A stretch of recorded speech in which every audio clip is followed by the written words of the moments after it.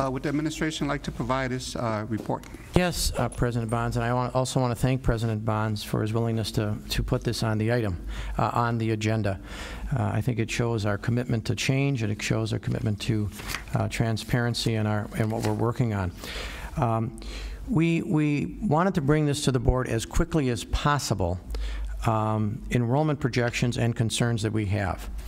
We know that over the years we've had various discussions about school closings. We've had various processes. They've been individual board member driven. They've been board as a whole driven. They've been superintendent driven.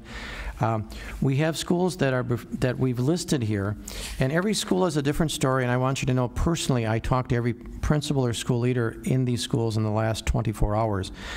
But we have schools categorized into 3 groupings. We have schools that have low enrollment based on their projected enrollment and low academic performance. We have schools that have low enrollment based on their projections, and you can see the patterns over the last few years, and a varying academic performance. And then we have schools that have been low in enrollment, but they're showing really good signs of improving academic performance. We will do further dialogue and analysis of these schools. There's some uniqueness to a couple of them, like the Douglas one and the Wheatley one. We know that there were some unique stories behind those 2 particular schools. But we will be doing engagement and doing further analysis with the hope to come back with some recommendations to the board in November of schools that we will recommend to you to close for the 2010-2000 school level year, and we will use the resources for these schools then distributed out on a per pupil. Some of these schools, and had great conversations with the principals, are really struggling with their budget. One, you have schools that first of all the performance of our children isn't very good. Then you also have schools that are struggling now with the resources necessary to get their kids to a point to be successful. Further indication shows that the enrollment of these schools, the trajectory will continue to decline to a point where the schools really will not be serving the best interest of our children. I'm very concerned, and this is for a different topic and a different discussion, and I think this gets us to a crossroads of this whole idea of neighborhood schools, choice for parents. There's a lot of things in the plan to mix here that we need to talk about that gets into some of the transportation issues. But there are certain, I plotted this on a map, and when you look at this, you can see that there's a significant high concentration of schools outside of MPS in certain neighborhoods that are also having an impact on enrollment for these schools. Quite frankly, some of these schools educationally cannot survive continue declining enrollment. So we are here tonight to find a vehicle, and President Bonds, we will look to your certainly strong leadership on this, because you've been a leader on the board in this area, of how we would have further discussion with the board on either this night or at another point that you would give us, as we listed in this communication.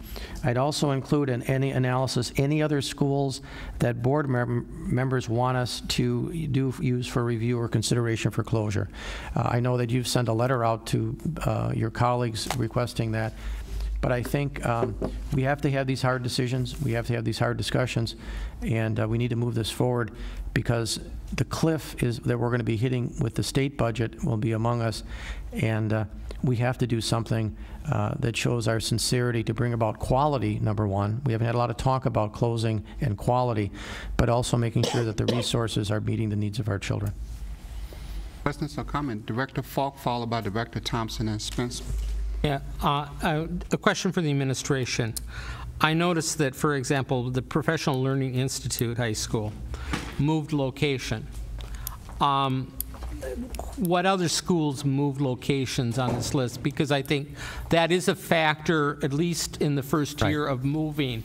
And I don't want, I think in some cases that is a variable that has to be dealt with. So PLI moved, who else moved on this list? Yeah. President Bonds, Director Falk, you're absolutely correct. There's a couple other schools that have moved on that list, and I think that what we need to do is we need to look at all factors as we're determining the individual needs. As I talk to PLI and talk to, they're a charter school member now. This is a different arrangement with the board, and they're under a contract. So that has to play into part. The same with Millie, Milwaukee Learning Lab. They were also a charter school. Did they move? No. Okay. So, okay. Then, and we also have Dial that moved. We have Milwaukee Education Center that moved, and we also have Worked that moved, and we have Wheatley that merged. So we're not saying that every one of these schools we would bring back for recommendation to close. What we are saying, though, we wanted to do this fair and objectively. We looked at the enrollment list. We looked at the projected enrollment. These are the schools that did not meet 90% of their enrollment. So we just identified a group of schools that now we'll have further analysis on and bring those analysis back. What I'd like to factor in this time is something that we haven't done, but I think we need to have the courage to do this, is to factor in the outcomes for children, the performance that they're giving to kids. Because then if we stand for quality, and then those are the schools that we have in the district, I think we're in a much better position to increase the enrollment of the district. Director Thompson, followed by Director Spencer and Director Vice President Blewett. This is, again, directed at the administration, just so I understand. First of all, are these all of the schools that didn't meet 90% of their projection, or are there some who? Right. I also want you to know that, and I think we wrote this in this letter, that the overall projections for the district were just 36 students, 38 students below projected. Now, this is the preliminary number, but we do this pretty accurately. I mean, this is, we have a process, you know, when you have 90,000 kids and you come in within 38 of what you said you were going to do, that's pretty accurate. Remember one year we came in within maybe 1 year. Last year was the exception. Remember we ended up with more kids and we needed the $6 million to deal with that.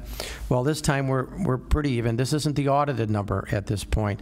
But yes, Director Thompson, this is all schools that did not meet 90%. We didn't want to be fair and impartial and arbitrary capricious in this.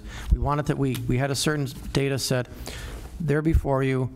I've talked to all the principals, so they had a clear understanding of the rationale. I got a good understanding for them. Also, a tremendous understanding from a number of them of all the marketing strategies and what they have done to increase the enrollment. And it was an exhausted list of things that schools have done, but they've told us about some of the reasons and rationale why their enrollments keep dropping.